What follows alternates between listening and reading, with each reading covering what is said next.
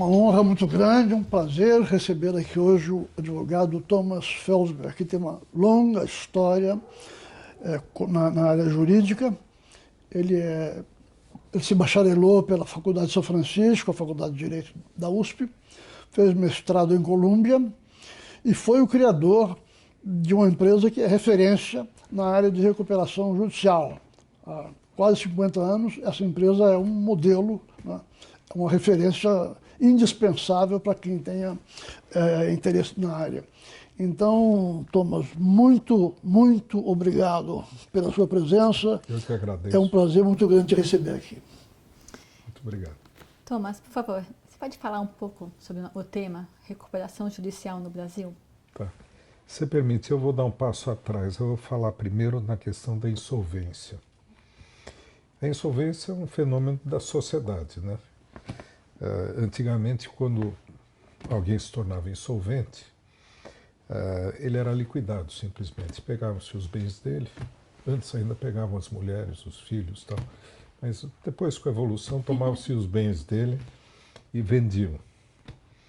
Aí, nas diversas jurisdições, começaram a perceber que ao invés de liquidar a empresa, de fechar e vender os bens, que seria mais interessante mantê-la viva e recuperá-la e torná-la produtiva.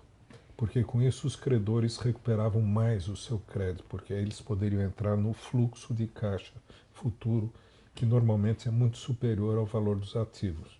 Há empresas, por exemplo, cujo ativo não vale nada. Você pega uma linha aérea, são balcões velhos, uniformes velhos, e fora isso, os aviões são arrendados, e o que vale numa linha aérea é o fluxo de caixa, é basicamente o que ela consegue gerar vendendo assentos e isso. E assim há várias empresas, principalmente empresas de serviços, em que os ativos são menos importantes e o que vale realmente é o fluxo de caixa, e a recuperação judicial, de certa forma, ela recupera, ela permite que os credores eles recebam mais. Além de receber mais os credores, veja, é uma situação win-win, porque você mantém os empregos, o PIB, a capacidade contributiva. Então, a vantagem da recuperação judicial na insolvência é que é melhor do que liquidar a empresa. Nem que alguns credores acham melhor levar uma perna ou um braço do credor ou alguém da família do credor, mas realmente, em termos de, quando bem aplicada a recuperação de crédito, a recuperação da empresa, isso necessariamente se traduz numa recuperação melhor para os credores e com uma série de benefícios sociais, como aqueles que eu acabei de mencionar. E então, o que nós temos é que toda insolvência equivale a uma perda. A insolvência é quando o cidadão não consegue pagar suas contas. Isso significa que alguém vai perder. Os acionistas ou sócios cotistas vão muitas vezes perder a empresa. E assim deveria ser, porque eles entraram com capital de risco. Então, no momento que há uma insolvência, eles normalmente perdem. E os credores perdem também, eles vão perder uma parte do crédito porque emprestaram para uma empresa que se tornou insolvente. Alguns mais afoitos diriam que emprestaram mal e tem que pagar o preço. Mas às vezes eles emprestaram bem e veio uma concorrência chinesa e Perdem do mesmo jeito. uma nova tecnologia que simplesmente arrebenta com a empresa. E aí não há que se falar de culpados. Isso é uma transformação tecnológica que muitas vezes tira uma empresa do seu caminho e ela se torna insolvente. É que tá. Então, nas diversas jurisdições, o que é importante ao tratar do fenômeno da insolvência no tecido econômico é como vai se distribuir essas perdas na sociedade. Então, é certo que há uma perda e essa perda sempre afeta os credores. eles muitas vezes não se conformam, mas a verdade é que já perderam dinheiro. E a questão toda na recuperação do judicial e no plano de recuperação é como que serão distribuídas essas perdas. Aí nós chegamos nesse país sul-americano, grande, chamado Brasil, e o maior credor das empresas insolventes é o fisco. O fisco diz, não, eu não posso participar da recuperação, eu tenho que receber 100%. Porque a Constituição assim exige, Deus também, e isso é absolutamente sagrado, né? Pagamento de impostos é sagrado. Esse é o maior credor.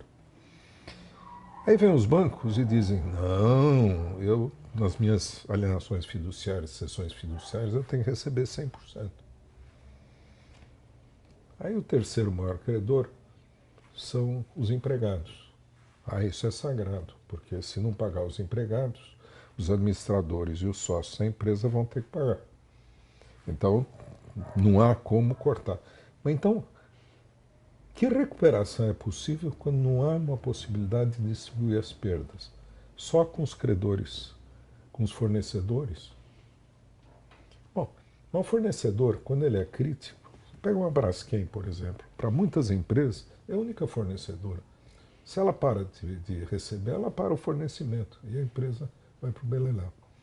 Então nós temos uma legislação aqui no país que, ao contrário da legislação de outros países, tira do alcance da recuperação os maiores credores. Isso torna a recuperação bastante ineficiente. Ela só permite a aprovação de planos, e muitas vezes planos ruins, porque a falência ainda é pior. A falência não funciona no país. Então, como a falência não funciona, então os credores, como dizem os franceses, faute de mieux, acabam aprovando o plano. E aí se aprovam os planos e se criam no país uma série de empresas zumbis. Empresas que têm que ficar em recuperação porque não conseguem, porque os juízes protegem essas empresas da cobrança de créditos bancários e créditos tributários. Então elas ficam em recuperação, mal e mal capengando, e na proteção da recuperação judicial, mas essa empresa não se recupera.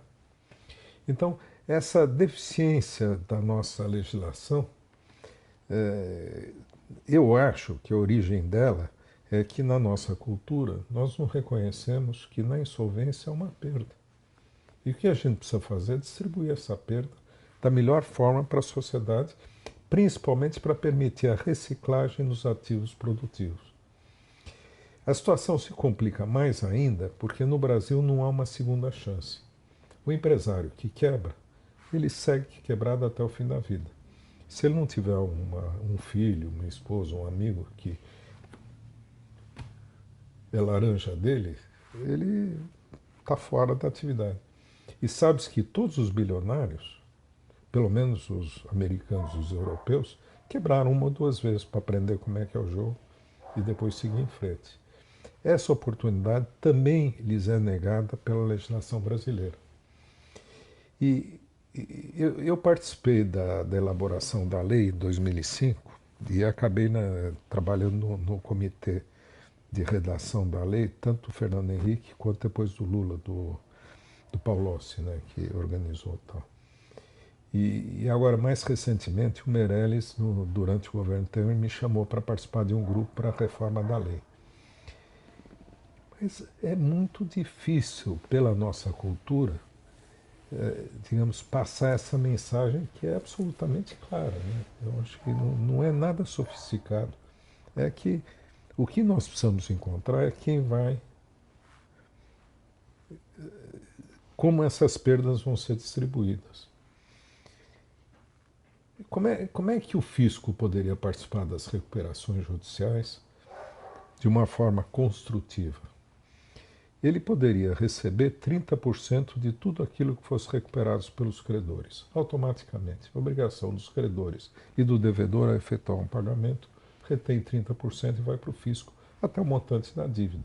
Se sobrar alguma coisa, por mim eu perdoava, né? Mas o pessoal da Procuradoria da Fazenda Nacional não sente bem com essa coisa. Mas então dá um prazo, tá certo? Ou então a empresa vai ser vendida e, digamos, o preço de venda vai pagar a dívida tributária até onde chegar. Tá certo? O comprador, ele é blindado, ele não paga nada das dívidas passadas, né? Ele é responsável como diria o Dorico Paraguaçu, do para frente mente, né? Para trás mente fica com a empresa. E essa é a situação.